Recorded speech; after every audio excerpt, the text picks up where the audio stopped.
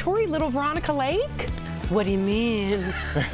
Yeah, looks fantastic. Yeah, it's Destiny had created our hairstylist, and I want to give a big shout out. Stunning. Thank you, Destiny. Well done. Thank you, Destiny. Very well done. Good job. Very nice done. A 40s superstar. You look. Give me a gorgeous. gimlet and tell me Joe sent you.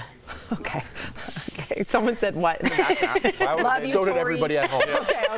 All right, we got to get to this because I think, especially from some of Jeff's comments back in the years, we all know how cruel and mean social media can be. But now, GOP presidential candidate Nikki Haley is calling for some major reforms. Here is what she said she wants to do if she gets elected. Take a look.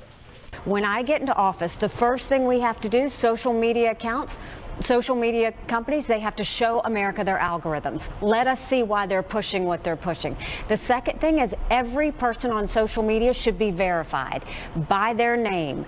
That's, first of all, it's a national security threat. When you do that, all of a sudden people have to stand by what they say, and it gets rid of the Russian bots, the Iranian bots, and the Chinese bots.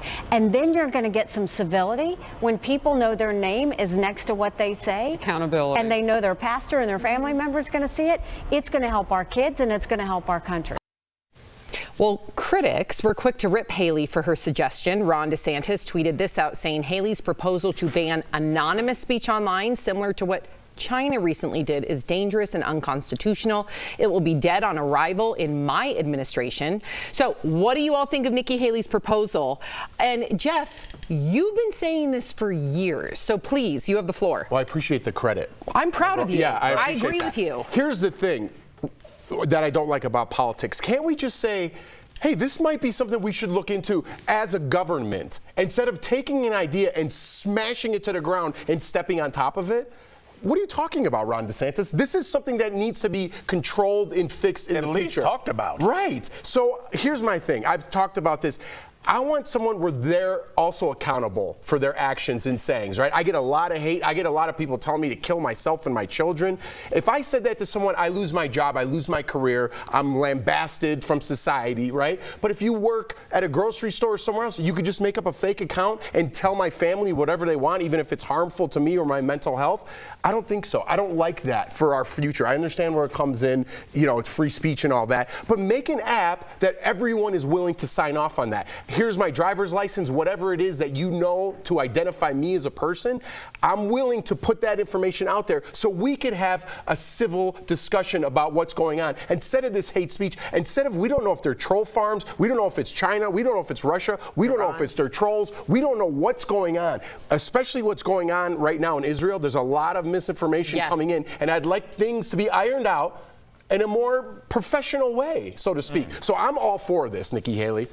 First of all, I spoke to my dad earlier about this. He's a lawyer with a lot of constitutional background. He completely agrees with Jeff. Completely agrees with you. So, I knew I liked Big Jer. Yeah, Big Jer. Big Jerry's starting to really like Big Jeff. I'm just telling you. And I'm like, where's my love? But here's what I certainly feel.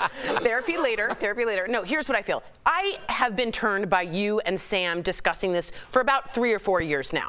My only question to everyone on the panel and to people out there is there's a danger to government, Nikki Haley running for president, telling any citizen that they, A, have a restriction of speech and also can't do it anonymously. Now, the reason I say that is if you're a trans kid in Mississippi and you want to talk to someone who's also trans, I'm not saying Mississippi is a terrible state, but it's probably not the most welcoming, right, liberal, you want to probably do it anonymously, and that's their right and their expression. Whistleblowers, the Pentagon Papers, the Federalist Papers, even written by James Madison, were written anonymously.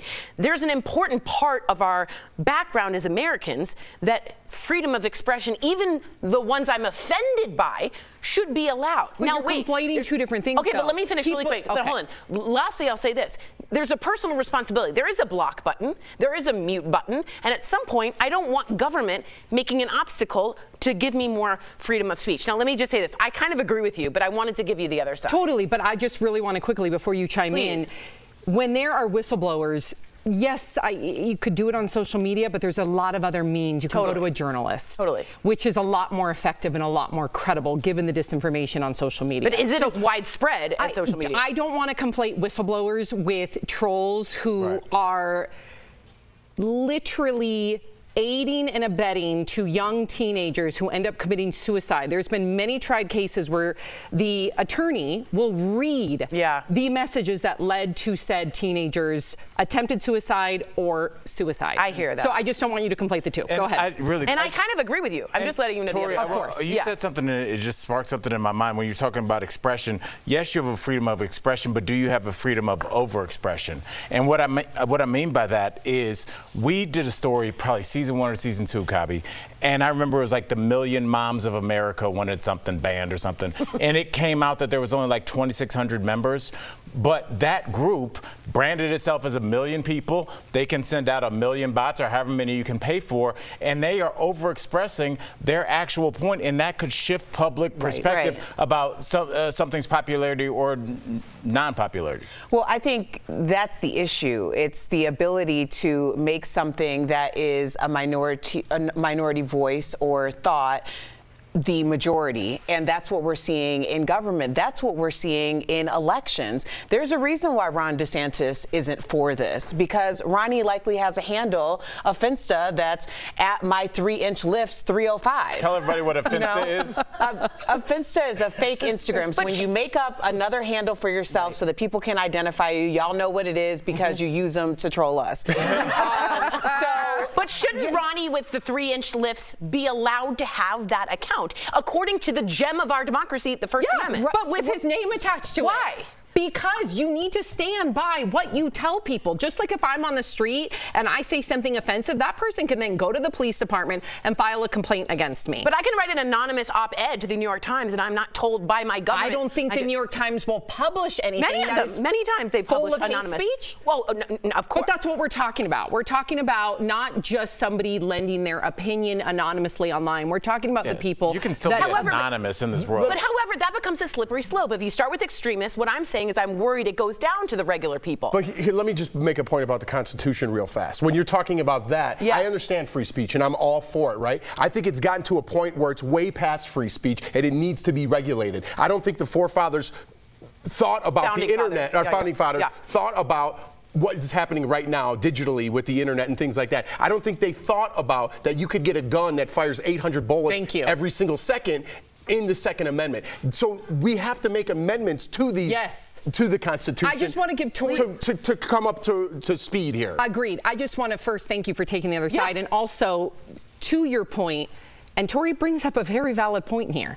How does someone determine what crosses the line? Right. Is it neutral? Is it content neutral? My question is, and this is what Big Jer said to me about whatever, is it's okay if it's neutral, but who determines what you decide? That's the problem. Things can really slide into people's personal business. And the founding fathers thought the Constitution realized there will be offensive speech, but there's personal responsibilities that are part of America. And if you want to block someone in this world, you can. So I'm not saying I agree. I'm saying that's the other This could also be an app that people willingly sign up for and they know their right is taken away. Good point.